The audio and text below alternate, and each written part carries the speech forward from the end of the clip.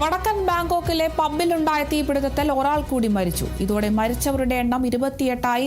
അപകടത്തിൽ 71 പേർക്ക് പരിക്കേറ്റു. 20-ലധികം പേരുടെ നില ഗുരുതരമാണ്. ബാങ്കോക്കിലെ ചാഡോചക് ജില്ലയിലെ റോങ് ബിയർ നാലർ പ്രവോ എന്ന ബാറിലാണ് അപകടമുണ്ടായത്. എയർ കണ്ടീഷനിലെ വൈദ്യുത ഷോർട്ട് സർക്യൂട്ട് ആകാം അപകട കാരണമെന്നാണ് പ്രാഥമിക റിപ്പോർട്ട്. അപകട സമയം പബ്ബിനുള്ളിൽ ലൈവ് മ്യൂസിക് പ്രോഗ്രാം നടക്കുകയായിരുന്നു. വേദിയിലെ ലൈറ്റുകൾ പെട്ടെന്ന് അണഞ്ഞതിന് പിന്നാലെ വൻ സ്ഫോടനത്തോടെ തീയും പുകയും പടരുകയായിരുന്നു. കെട്ടിടത്തിനുള്ളിൽ പുക നിറഞ്ഞതാണ് മരണസംഖ്യ ഉയരാൻ കാരണമായത്. ശ്വാസം മുട്ടിയാണ് ഭൂരിഭാഗം പേരും മരിച്ചത്. പബ്ബിന് ലൈസൻസും എമർജൻസി വാതിലുകളും ഉണ്ടായിരുന്നെന്നും തീ പടരുകയും പുക നിറയുകയും ചെയ്തതാണ് ദുരന്തത്തിന്റെ ആക്കം കൂട്ടിയതെന്ന് ബാങ്കോക്ക് ഗവർണർ ചട്ചാട്ട് സിത്തിപൂതവർ പറഞ്ഞു.